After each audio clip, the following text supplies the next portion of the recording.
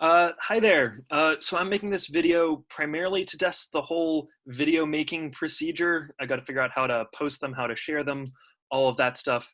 But the other reason is I wanted to explain a little bit more about an approach that you can take for the Chalice projects that are due, let's in a little bit over a week, so this coming Friday.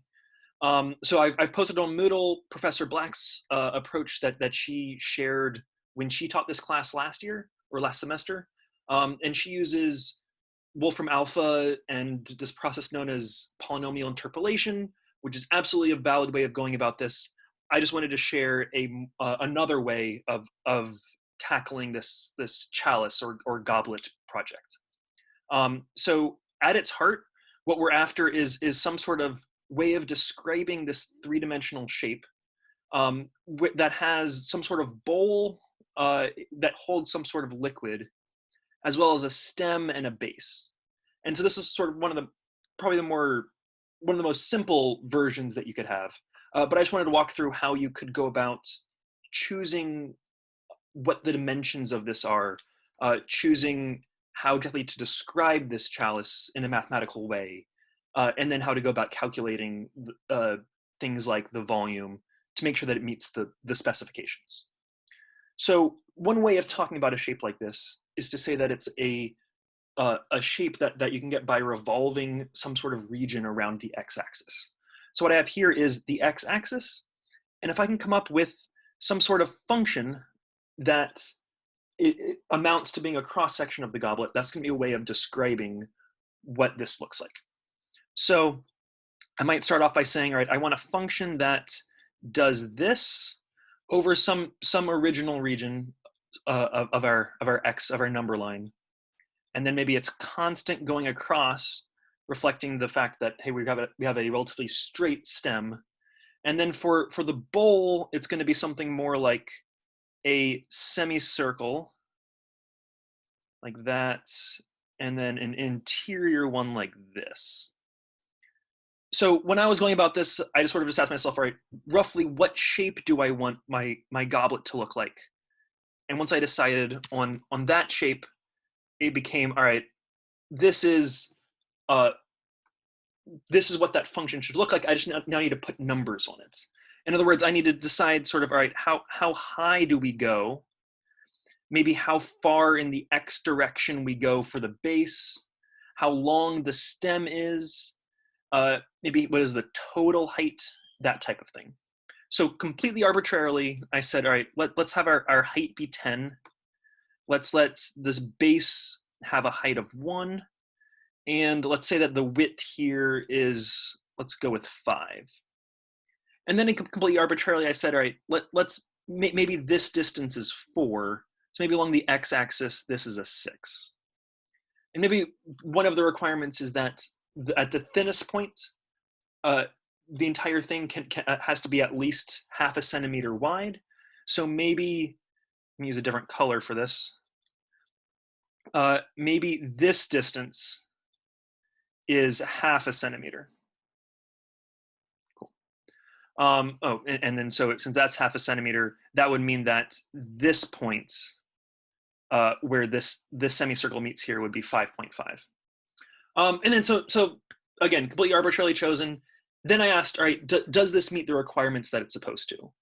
Is it made with low enough volume material, and does it hold a high enough volume of liquid? And one thing we could check is to say, all right, well, the volume of liquid that it's going to hold is going to be this region here.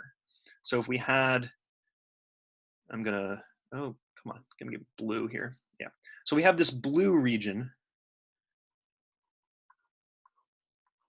I want to know what the volume of this region is. In other words, how much liquid does it hold? And I could find that by integrating.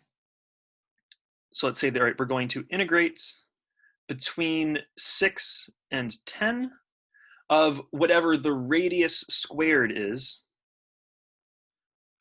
dx. And let's see, insert space. Great. Okay. So then now the question is, all right, what is this radius? Well, this radius depends on whatever this function was. if I had previously decided that this was a circle centered at 10, then we know that x minus 10 squared plus y squared equals whatever that radius is squared. If the radius is 4, it's 4 squared. Oh, geez. 4 squared. Okay.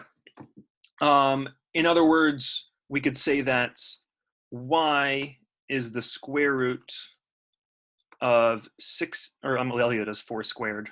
4 squared minus x minus 10 squared. In other words, so this y becomes our radius.